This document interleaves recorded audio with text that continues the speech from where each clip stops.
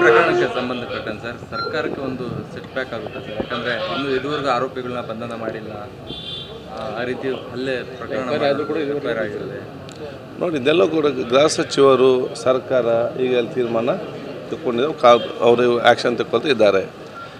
ಇಂಥ ಇಂಥ ಘಟನೆಯಲ್ಲಿ ಕೂಡ ಆಗಬಾರ್ದು. ಮತ್ತು ಈ ರೀತಿ ಸಾಮಾಜಿಕ ಜಾಲತಾಣದಲ್ಲಿ ಕೂಡ ಪ್ರೇರೇಪಿಸುವಂಥ ಕೆಲಸ ಆಗಬಾರ್ದು.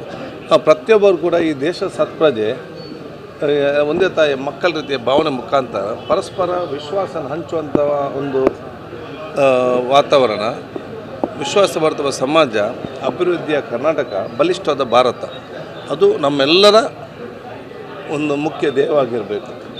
ಅಂಥವು ಯಾರು ನಾವು ಆಡೋ ಪ್ರತಿ ಮಾತು, ನಾನು ಮಾಡೋ ಪ್ರತಿ ಕೆಲಸ, ಅದು ಸಮಾಜದ ಒಗ್ಗಟ್ಟಾಗಿಗೆ ಏನು ಕೆಲಸ ಮಾಡ್ತೇವೆ, ಅದು ಅವರೇ ನಿಜವಾದ ದೇಶ ಪ್ರೇಮಿಗಳಂತ ಹೇಳಲಿಕ್ಕೆ ನಾನು ಇವತ್ತು ಬಯಸ್ತೇನೆ. ಸೊ ಸಮಾಜಕ್ಕೆ ಮಾರಕವಾಗುವಂಥದ್ದು, ಅವಿಶ್ವಾಸ ಬರ್ತುವಂಥದ್ದು ಅಥವಾ ಈ ರೀತಿ ಯಾರು ಕೂಡ ಈ ರೀತಿ ಮಾಡಬಾರ್ದು ಅಂತ ನಾನು ಎಲ್ಲರಿಗೂ ಕೂಡ ಹೇಳಲಿಕ್ಕೆ ನಾನು ಇವತ್ತು ಬಯಸುವಂಥ. ಮತ್ತು ಸರ್ಕಾರದ ಕ್ರಮವನ್ನು ಸರ್ಕಾರ ಅದರ ಕ್ರಮವನ್ನು ತೆಕ್ಕೊಂಡಿದೆ, ಮತ್ತು ಸರ್ಕಾರ ಅದಕ್ಕೆ ಉತ್ತರ ಕೊಡ್ತಾರೆ.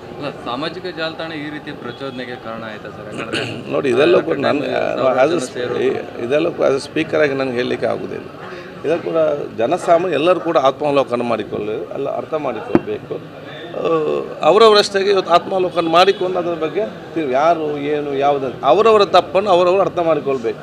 ಸಣ್ಣ ಒಂದು ಸ್ಟೇಟಸ್ ಈ ಮಟ್ಟಿನ ಗಲಾಟೆ ಮಾಡಬೇಕು ಅಂತ ಅದನ್ನು ನಾನು ಹೇಳಿದೆ ಅಲ್ಲ, ಅವರವರ ತಪ್ಪು ಏನಿದೆ ಅವರು ಅರ್ಥ ಮಾಡಿಕೊಂಡು ಆತ್ಮಾವಲೋಕನ ಮಾಡಿಕೊಂಡು ನಾವು ಸಮಾಜ ಮತ್ತು ದೇಶಕ್ಕೆ ಪೂರಕವಾಗುವ ಮಾತು ಮತ್ತು ಕೆಲಸವನ್ನು ಮಾಡಬೇಕಾದಲ್ಲದೆ ಸಮಾಜ ಮತ್ತು ದೇಶಕ್ಕೆ ಮಾರಕವಾಗಿ ಯಾವುದೇ ಮಾತನ್ನು ಕೆಲಸ ಆಗಬಾರ್ದಂತ ಹೇಳಲಿಕ್ಕೆ ನಾನು ಇವತ್ತು ಬಯಸಿ ನಾನು ಎಲ್ಲ ಯುವ ಜನಾಂಗದ ಹತ್ರ ನಾನು ಇವತ್ತು ಕೇಳಲಿಕ್ಕೆ ನಾನು ಇವತ್ತು ಬಯಸ್ತೇನೆ.